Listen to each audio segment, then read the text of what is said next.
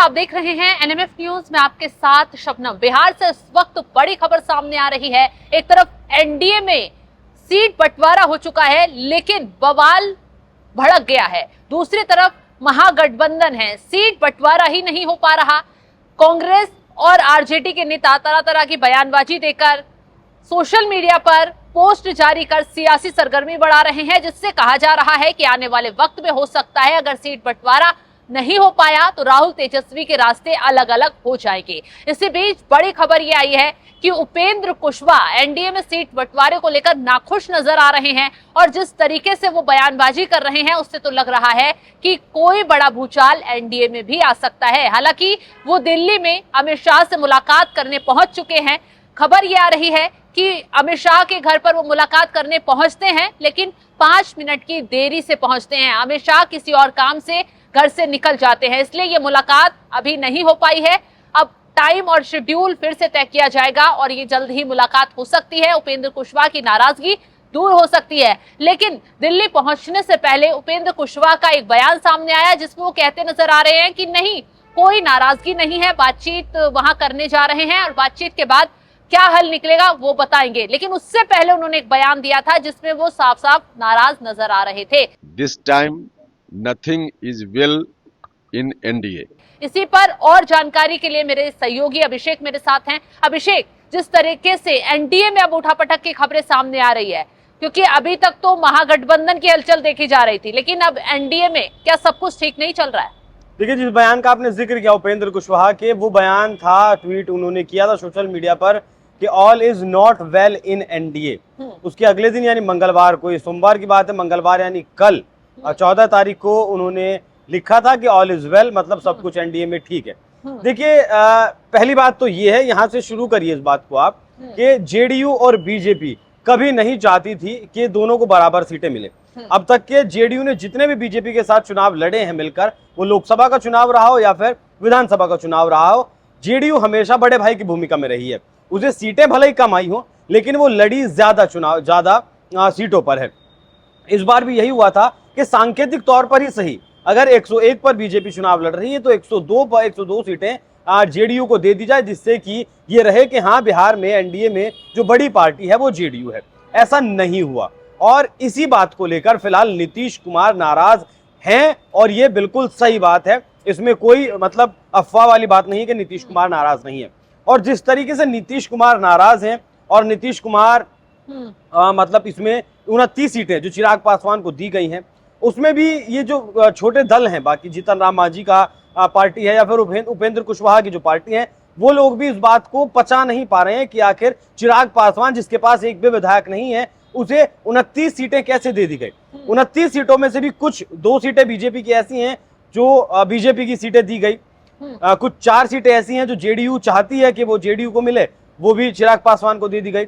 जीतन राम मांझी की पार्टी पिछली बार 7 सीटों पर लड़ी थी, इस बार 6 कर दी गई, उनमें से भी 1 सीट चिराग पासवान को दे दी गई। और ये उपेंद्र कुशवाहा की पार्टी को भी 6 सीटें दी गई हैं। और ये 6 सीटों से मतलब कहीं कि खुश नहीं है ना जीतन राम मांझी और ना ही उपेंद्र कुशवाहा, और जो सीटें इन्हें दी गई हैं उनसे भी खुश नहीं है। मतलब ये समझ लीजिए कि चिराग पासवान एक बार फिर से, जैसे 2020 के चुनाव में फैक्टर बनकर आए थे जेडीयू के लिए, महज 43 सीटों पर जेडीयू सिमट गया था, इस बार भी वो एनडीए में सबसे बड़ी जो कलह फिलहाल है उसकी वजह बने हुए हैं। लेकिन अभिषेक, यहाँ पर बात निकलकर उपेंद्र कुशवाहा की आ रही है कि वो दिल्ली पहुंचे हुए हैं। अमित शाह से जिस तरीके से उनकी मुलाकात होने वाली ही थी, 5 मिनट के गैप से अमित शाह निकल गए। क्या वाकई में ये नाराजगी है और ये नाराजगी अब दूर हो जाएगी? देखिए, जब उपेंद्र कुशवाहा को आपने दिल्ली बुलाया है मुलाकात करने के लिए, तो 5 मिनट की देरी शायद मुझे नहीं लगता कि बहुत ज्यादा देर हो गई थी। आपने किसी छोटे नेता को नहीं बुलाया था। बिहार में विधानसभा चुनाव होने वाला है और उपेंद्र कुशवाहा एक मतलब मास लीडर है, तभी आपके साथ है, तभी आपने 6 सीटें दिया। हाँ, ठीक है कि वो चिराग पासवान जितने मास लीडर नहीं है, लेकिन वो एक बड़े नेता, दिग्गज नेता बिहार की राजनीति में है और उनके लिए इंतजार मुझे लगता है किया जा सकता है। वो जो मैंने आपको शुरुआत में बताया ना कि एनडीए और जेडीयू जो 101 सीट पर लड़ी है, भाई की भूमिका में, वो कहीं ना कहीं बीजेपी ने अपने तेवर दिखाए हैं, या फिर कहें कि बीजेपी ने दिखाया कि इस बार बात जो भी होगी, समझौता जो भी होगा, वो बराबरी का होगा और इसीलिए अब तक सीएम फेस घोषित नहीं किया गया है। बिल्कुल अभिषेक, हालांकि नीतीश कुमार के चेहरे पर चुनाव लड़ रहे हैं और नीतीश कुमार ही होंगे। अब बात अगर उपेंद्र कुशवाहा की कर लें तो चिराग पासवान, जैसे मैंने आपको बताया कि सबसे बड़ा फैक्टर यहां निकल कर आए हैं। उपेंद्र कुशवाहा भी इसी बात से नाराज है कि जो सीटें वो चाहते थे वो सीटें क्यों नहीं दी गई। अच्छा, अब इसके पीछे की एक और कहानी समझिए। जैसे ही नाराजगी जाहिर की नीतीश कुमार ने, वैसे ही कल एक जीतन राम मांझी का एक बाइट आया 50 सेकंड का, वो उनका बयान था जिसमें वो साफ कहते हुए नजर आ रहे थे कि जिस तरीके से अपना विरोध दर्ज करवाया नीतीश कुमार ने, उनसे सीखते हुए, उन्हें देखते हुए हम भी अपना विरोध बीजेपी के सामने या फिर एनडीए के सामने जताएंगे कि जो सीटें हमारी चिराग पासवान को दी गई हैं या फिर जो सीटें हमें चाहिए थी वो सीटें हमें चाहिए ही चाहिए। 2 सीटों पर जीतन राम मांझी का भी अविवाद है। ठीक वैसे ही उपेंद्र कुशवाहा की अगर बात करें तो उपेंद्र कुशवाहा भी वैसे ही नाराज, जो सीटें उन्हें चाहिए वो सीटें नहीं दी गई हैं। एनडीए का जो क्रीमी सीटें हैं, मतलब जो क्रीमी लेयर बोलते हैं, वो क्रीमी लेयर का एक बड़ा चंक चिराग पासवान को दे दिया गया है और जीतन राम मांझी और उपेंद्र कुशवाहा के पास ऐसी सीटें हैं जो मतलब जीतना कहें कि लगभग असंभव सी बात है। बाकी एक थ्योरी ये भी बिहार में चल रही है कि जिस तरीके से 101 सीटों पर बीजेपी लड़ रही है, 122 सीटों का आपको गणित चाहिए होता है बिहार में सरकार बनाने के लिए। 129 सीटें आपने किसे दी हैं? 129 सीटें आपने दी हैं चिराग पासवान को। 129 और 101 कितना हुआ? 130। 6 सीटें आपने हमको और उपेंद्र कुशवाहा को दी है। 12 सीटें ये हो गई, मतलब 142 सीटें हो जाती हैं। साथ में मुकेश सहनी की भी बात चल रही है। मुकेश सहनी भी फिलहाल दिल्ली में है और एनडीए के नेताओं के संपर्क में है। फिलहाल प्री इलेक्शन नहीं, लेकिन पोस्ट इलेक्शन वो भूमिका निभा सकते हैं कि जेडीयू को साइड में अगर रखा जा सके और सिर्फ बीजेपी चिराग पासवान या फिर हम उपेंद्र कुशवाहा के साथ मिलकर सरकार बना सके। इसलिए भी ये लोग मतलब अपनी नाराजगी ज्यादा जाहिर कर रहे हैं। लेकिन जीतन राम मांझी और उपेंद्र कुशवाहा इसीलिए ज्यादा विरोध दर्ज करवा रहे हैं कि उन्हें पता है कि कल को अगर जेडीयू को साइड में कर के बीजेपी को मुख्यमंत्री बनाना पड़ा तो उन लोगों की अहमियत ज्यादा हो जाएगी ऑटोमेटिकली, इसीलिए वो बार्गेनिंग ज्यादा कर रहे हैं। बिल्कुल। तो अभिषेक, कहा जा रहा है कि जिस तरीके से उपेंद्र कुशवाहा नाराजगी दिखा रहे हैं, हालांकि एयरपोर्ट पर आते आते उन्होंने कहा कि कोई नाराजगी खुशी वाली बात नहीं है, बातचीत करने जा रहे हैं, बुलाया, उसके बाद जो बातचीत होगी वो क्लियर बता दिया जाएगा। कहा जा रहा है कि दबाव की राजनीति है, हालांकि बीजेपी अभी जीत का फॉर्मूला लेकर चल रही है, ये सोचकर चल रही है कि किसी तरह बिहार में जीत हासिल कर ली जाए, अच्छी खासी सीटें हासिल कर ली जाए। अब बात अगर करें महागठबंधन की तो वहां टूट जरूर पड़ सकती है, क्योंकि जिस तरीके से मनोज झा का ट्वीट सामने आया, रागिनी ने ये ट्वीट जो है वो रिट्वीट करते हुए तंज कसा, जिस तरीके से शायरे मुशायरे चल रहे हैं उससे साफ जाहिर हो रहा है कि महागठबंधन में कांग्रेस और आरजेडी के नेताओं के बीच सब कुछ ठीक नहीं है। और बात वीआईपी पार्टी की करें, मुकेश सहनी की, जैसा कि आपने बोला कि वो दिल्ली में थे, हालांकि वो पटना पहुंच चुके हैं। 18 सीटें लगभग देने की उन्हें बातचीत चल रही है, लगभग फाइनल भी मानी जा रही है, क्योंकि तेजस्वी यादव और राहुल गांधी के बीच में कहा जा रहा है कि कांग्रेस और आरजेडी के बीच में ये बात पहले से चर्चा इस पर हो चुकी है कि मुकेश सहनी पर ज्यादा भरोसा नहीं किया जा सकता, क्योंकि अगर उनकी बात नहीं मानी गई, उन्हें नाराज किया गया तो वो जा भी सकते हैं और जीतने के बाद भी वो हो सकता है कि पलटी मार जाएं। भरोसा तो शबनम राहुल गांधी पर भी तेजस्वी यादव नहीं कर रहे हैं।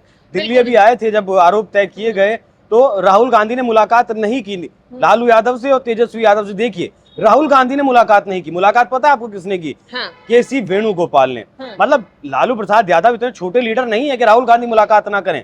साथ ही जो के यादव मुलाकात करने पहुंचे थे, हाँ, लेकिन उनसे मुलाकात नहीं की। केसी वेणुगोपाल ने मुलाकात उनसे की। बिल्कुल। के अल्लावरू यहाँ के चुनाव का प्रभार देख रहे हैं, प्रभारी बनाया गया है। उन्होंने राहुल गांधी के दिमाग में एक बिल्कुल सटीक बात बैठा दी है कि पिछली बार आपने सिर्फ 8 रैलियां की थी बिहार में और आपको 70 सीटों में से 19 सीटें मिली थी, लेकिन इस बार आप 16 तो रैलियां कर चुके हैं, पदयात्रा भी कर चुके हैं और आने वाले वक्त में भी आप रैलियां करेंगे। तेजस्वी यादव पर, लालू यादव पर एक बार फिर से आरोप तय हो गए हैं। तो इस बार कांग्रेस पार्टी की स्थिति मजबूत है, इसलिए कांग्रेस पार्टी फिलहाल 70 सीटों से कम लेने के लिए बिल्कुल भी तैयार नहीं है और तेजस्वी यादव 60 सीटों पर अड़े हुए हैं। तो यहाँ भी आप देख सकती हैं कि यहाँ भी प्रेशर पॉलिटिक्स खूब चल रहा है और के अल्लावरू कहीं ना कहीं एक ऐसा फैक्टर साबित हो सकते हैं। मतलब मुझे ऐसा लगता है कि जो इन दोनों नेताओं के बीच, तेजस्वी यादव और आपका राहुल गांधी के बीच में एक बड़ी दरार पैदा कर दें, क्योंकि राहुल गांधी की तरफ से सीएम कैंडिडेट तेजस्वी यादव को अभी नहीं बनाया गया। क्यों नहीं बनाया गया है? क्योंकि वो जानते थे कि जो केस, जिन केसों में लालू परिवार घिरा है, उसमें आरोप तय होने हैं या फिर कानूनी मामला जो कुछ चलना है, इस बात का भी जो डेंट है वो तेजस्वी यादव पर पड़ेगा। लेकिन राहुल गांधी को अगर लगता है उसका फायदा कांग्रेस पार्टी को मिलेगा तो वो नहीं मिलेगा, उसका फायदा अगर मिलेगा तो एनडीए को मिलेगा। बिल्कुल, तो एक तरफ एनडीए में राड़ और दूसरी तरफ महागठबंधन में जो दरार पड़ती नजर आ रही है वो बिहार चुनाव को और दिलचस्प बना रही है। लेकिन आखिरी फैसला क्या होगा, क्योंकि लगभग एनडीए की जो सीट बंटवारा हुआ है उस पर सहमति बनती नजर आ रही है। उपेंद्र कुशवाहा से अमित शाह मुलाकात करेंगे तो बात लगभग बन जाएगी। लेकिन इंडिया गठबंधन जो अभी तक सीटें अपनी फाइनल नहीं कर पा रहा है, कहा जा रहा है कि कांग्रेस को 60 से 61 सीटें दी जा सकती हैं, आरजेडी ज्यादा सीटों पर लड़ सकती है, 18 सीटें वीआईपी को दी जा सकती हैं। तो इससे इंडिया गठबंधन में, महागठबंधन में बवाल छिड़ना लगभग तय माना जा रहा है और हो सकता है चुनाव से पहले ये महागठबंधन टुकड़े टुकड़े हो जाए, टूट जाए, सबकी राह अलग हो जाए। तो फिलहाल इस खबर को लेकर आप क्या राय रखते हैं कमेंट बॉक्स में जरूर बताइएगा। तमाम बड़ी खबरों की अपडेट के लिए आप हमारे साथ जुड़े रहें। नमस्कार।